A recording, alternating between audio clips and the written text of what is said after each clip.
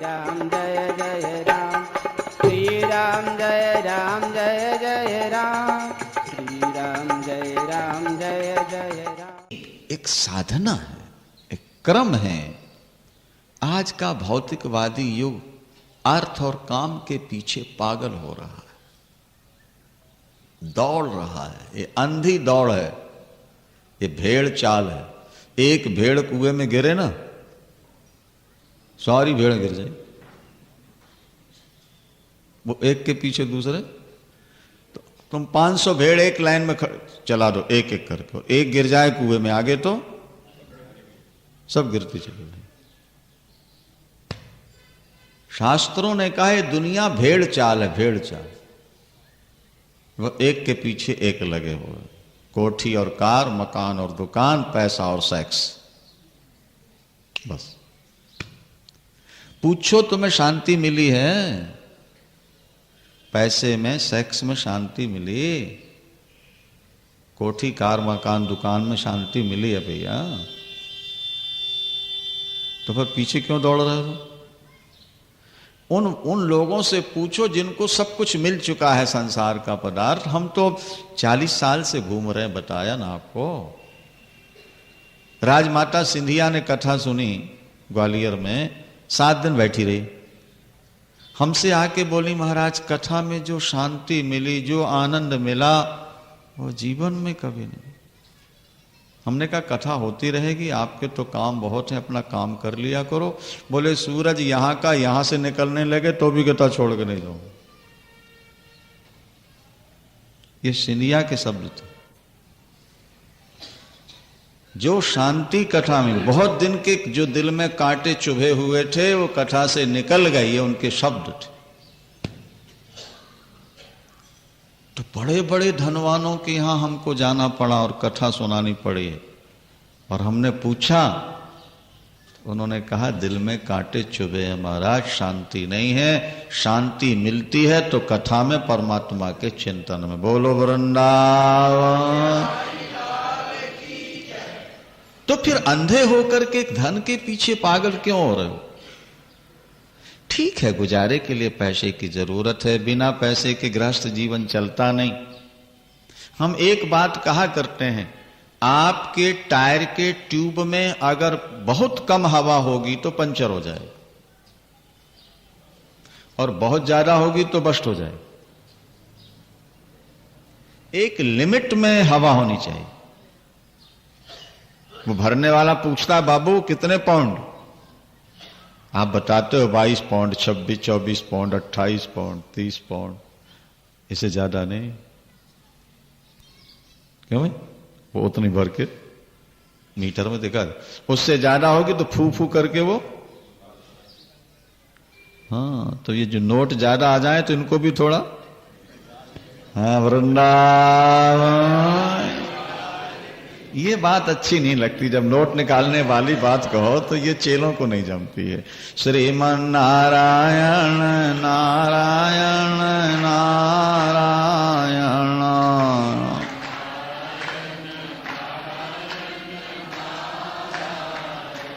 भज मन नारायण नारायण नारायण, भज मन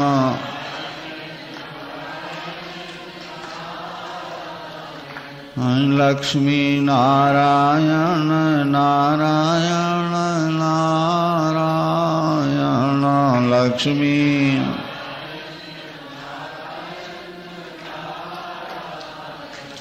सद्गुरु नारायण नारायण नारायण, सद्गुरु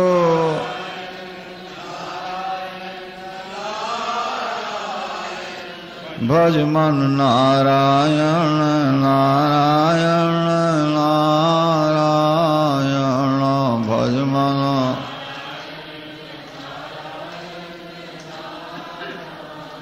बांके बिहारी लाल की। देवकी अम्बा ने एक बड़ी सुंदर बात कही, स्तुति करते हुए ठाकुर की। वो कहती हैं, वे कहती हैं प्रभु ये मनुष्य मृत्यु से भयभीत होकर दसों दिशाओं में भाग रहा है, लेकिन मृत्यु इसका पीछा नहीं छोड़ रही। मौत किसी को नहीं छोड़ती भैया। वर्षा होगी तो किसी प्रांत में सूखा और किसी में बाढ़ तो आ सकती है, लेकिन मौत इतनी सावधान है कि किसी को खा ले और किसी को छोड़ दे, ऐसा नहीं। एक को भी नहीं छोड़ती, चल रही है, एक तरफ से चबाती हो। और जीव भयभीत है। जब कभी मौत आती है, हम मरेंगे और ये हमारे सब छूटेंगे, महाराज उसी समय दिल में थक थक होने लगता, धड़कन होने लगती। सबको छोड़ के जाना पड़ेगा, लेकिन जाना तो पड़ेगा भैया। देवकी अम्बा कहती है कि जीव मौत से बचने के लिए भाग रहा है, उपाय कर रहा, पर शांति नहीं मिल। जब कभी उसका प्रारब्ध जागता है और आपके चरण मिल जाते हैं तो मौत से निर्भय होकर चैन से सो जाता है।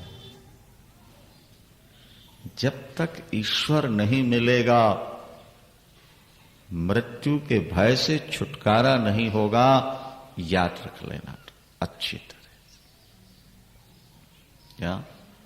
और शास्त्र कहते हैं, ध्यान दो जरा बात पर, शास्त्र कहते हैं, भागवत में लिखा हुआ है, तुलसी जो निज मरण है, तुलसीदासी ने भी कहा है।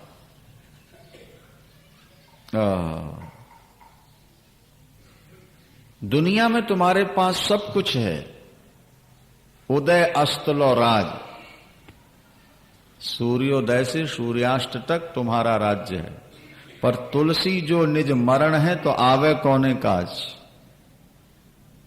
फिर क्या काम आएगा तुम्हारे? एक व्यक्ति को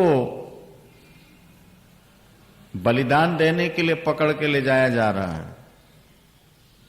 अब उसके सामने दिव्य सुंदरी नारी खड़ी हो, दिव्य भोजन हो रहा हो, हीरा मोती लुटाए जा रहे हैं, उसके किस काम के बताओ? जिसको बध स्थान में ले जाया जा रहा हो, बलिदान देने के लिए पकड़ के ले जाओ, उसके लिए उन सबका कोई महत्व है? तो जब अपने को दुनिया छोड़ के जाना ही है, तो फिर पदार्थों का महत्व क्या है ये तो बताओ। शुभ काम कर लो, सीधी सी बात यह है।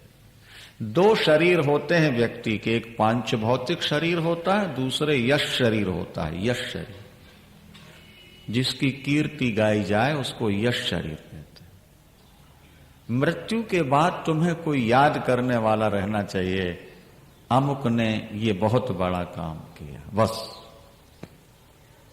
एक बात। बेटे पोते तो याद करने वाले नहीं, और बेटे पोते याद करें तो उनका कोई महत्व भी नहीं। कोई गैर व्यक्ति आपको याद करने वाला हो, उन्होंने अपने जीवन में ये बहुत बढ़िया काम किया। देश की आजादी के लिए भगत सिंह ने, सुखदेव ने हंसते हंसते अपने प्राण दे दिए। हकीकत राय ने सिर कटा लिया। राजा शिवी ने कबूतर को बचाने के लिए अपने शरीर का मांस बेच दिया। अपने सत्य की रक्षा के लिए हरिश्चंद्र ने अपना सब कुछ लुटा दिया, अपने आप को बेच। आज उनकी कीर्ति है। जिसकी कीर्ति है, जिसका नाम है, उसका जीवन सफल है, और मरने के बाद जिसकी कीर्ति नहीं, उसका जीवन व्यर्थ। आप ईश्वर उस पर खुश होता है, दुनिया जिसके गीत गाती। ईश्वर को खुश करने का प्रयास करो, कुछ ऐसा काम करो कि ईश्वर प्रसन्न हो जाए। देवकी अम्बा ने कहा कि प्रभु, आपका अवतार, आपके चरणों को पाकर के आज मैं शीतल हुई, शांत हुई। कंस के द्वारा मारे गए 6 पुत्रों की वेदना और सातवें गर्भ का गायब हो जाना, ये मेरे हृदय में भट्ठी जैसा जल रहा था। ये पीड़ा मेरे दिल को ऐसे जला रही थी, न दिन में चैन थी न रात। आपका दर्शन करके सारे दुख दूर हो गए। अब ठाकुर कंस आता होगा, आप अपना स्वरूप छुपा लो नहीं तो मारेगा। अरे भगवान ने कहा, मां अभी भी कंस से भय है तुमको? ये रूप तो मैंने इसलिए दिखाया है ताकि तुम्हें ज्ञान हो जाए। मैंने पहले तुम्हें वरदान दिया था कि 3 बार बेटा बनूंगा, तो पहले बना था प्रश्नी गर्भ, दोबारा बना 52 और तीसरी बार अब कृष्ण बन के आया। आप मुझे चाहे बेटा करके मानो चाहे भगवान करके मानो, आपका तो उद्धार होगा। अब मैं चाहूं तो कंस को अभी मार सकता हूं, लेकिन कंस को मारने के लिए ही मैंने अवतार नहीं लिया। मैं तो भक्तों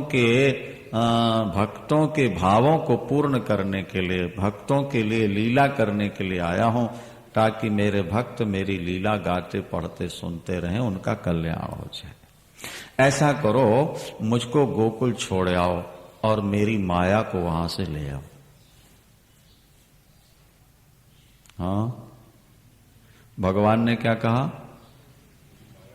मुझको गोकुल छोड़ आओ और मेरी माया। अब यहां एक प्रश्न खड़ा हो गया।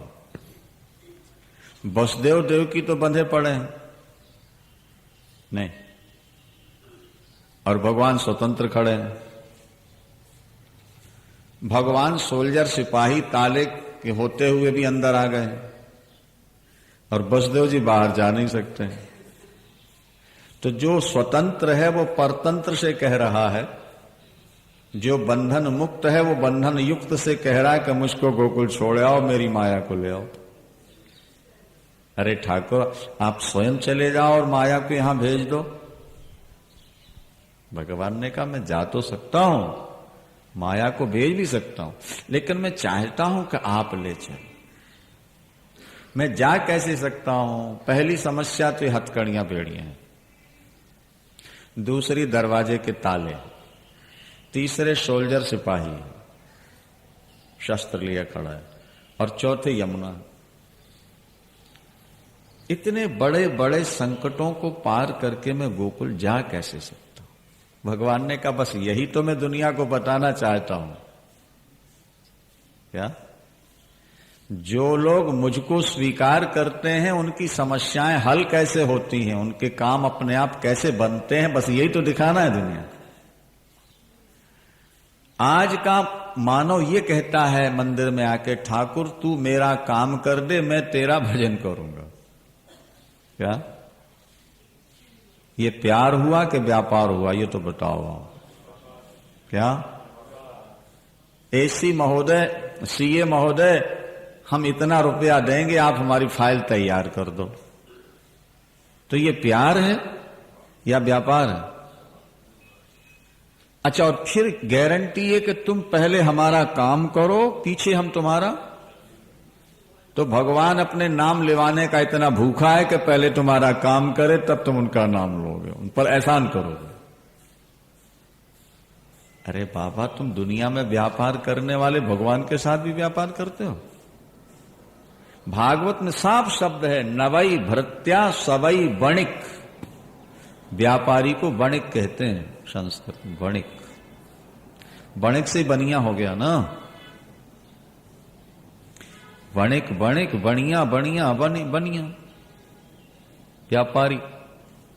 प्रहलाद जी कहते हैं, जो भजन की पूंजी दे करके आपसे कुछ मांगते हैं वो आपके प्रेमी नहीं है, वो तो व्यापारी हैं, व्यापारी। आप हमारा काम कर दो, हम आपका नाम जपेंगे। प्रेमी कभी ऐसा नहीं कहता। प्रेमी कहता है, ठाकुर हम आपका नाम जपेंगे, काम तो प्रारब्ध से होते हवाते रहेंगे, आप कर दो तो भला और नहीं करो तो भला। हम आपका भजन नहीं छोड़ेंगे। देखो, एक बार पकड़ लिया है, पकड़ लिया।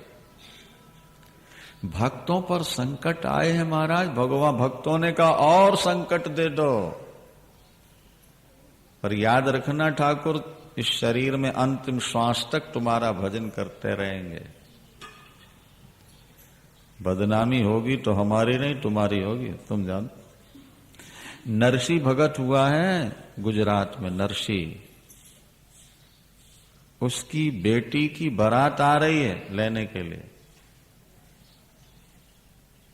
शादी के बाद मुकलावा होता ना पंजाबी में, डोली आती जाती है, तो हमारे यहां दुरागमन बोलते हैं। दूसरी बार लड़की शादी के बाद जब जाती है दुरागमन बोलते हैं।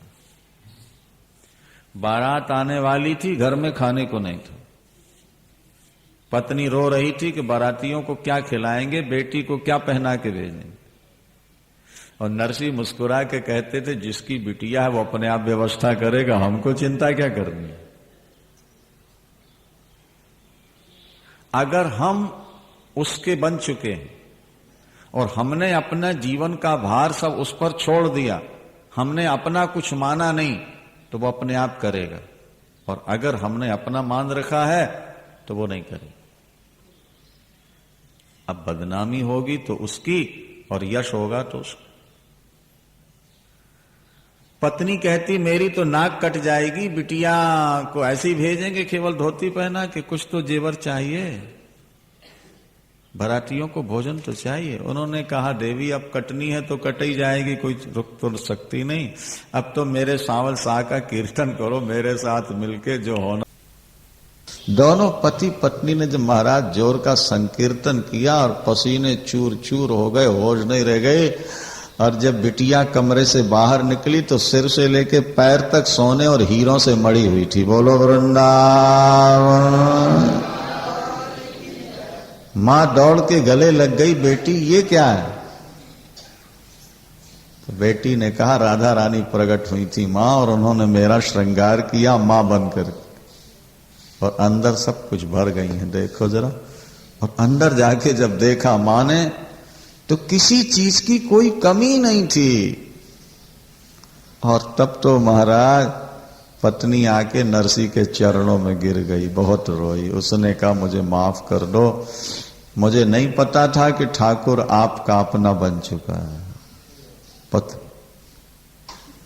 एक बार बन के देखो, अभी हमारे बनने में कमी। हमारा जो आज का भजन है फॉर्मेलिटी के रूप में हो रहा, ऊपर ही ऊपर। जब दिल से हम जुड़ जाएंगे उसके साथ, एक हो जाए, पूर्ण समर्पण हो जाए, फिर कोई काम अधूरा नहीं। फिर तो अपने आप सारी व्यवस्था कर। भगवान ने कहा वसुदेव जी से कि हमको लेके चलो। हम दुनिया को ये दिखाना चाहते हैं कि जो ईश्वर को उठा लेता है, ईश्वर को दिल में बसा लेता है, उसके काम कैसे होते हैं। वैसे तो मैं गोकुल स्वयं जा सकता हूं, उठाओ। हम कहते हैं ठाकुर हमारा काम कर दे, हम तेरा नाम लेंगे। और ठाकुर कहते हैं कि तुम हमारा नाम लेने लगो, काम अपने आप हो जाएगा। हम ठाकुर की बात नहीं मानते, ठाकुर हमारी नहीं मानते। हम ठाकुर की मान लें, ठाकुर हमारी मान लेगा। ईश्वर क्या कहता है? तुम हमको दिल में बसा लो, तुम हमारा नाम लेते रहो, तुम हम पर विश्वास करो। भाई बैटरी डिस्चार्ज हो गई है, जब तक पावर प्लग से उसको नहीं जोड़ोगे वो चार्ज कैसे होगी? गाड़ी स्टार्ट कैसे होगी आपकी? तो जैसे पावर प्लग से जब हम बैटरी का तार जोड़ देते हैं तो वो पावरफुल हो जाती है, इसी तरह जब आपका मन ईश्वर से जुड़ जाएगा तो आप भी पावरफुल हो जाओगे, आपके काम अपने आप होने लगेंगे। जुड़ो तो एक बार।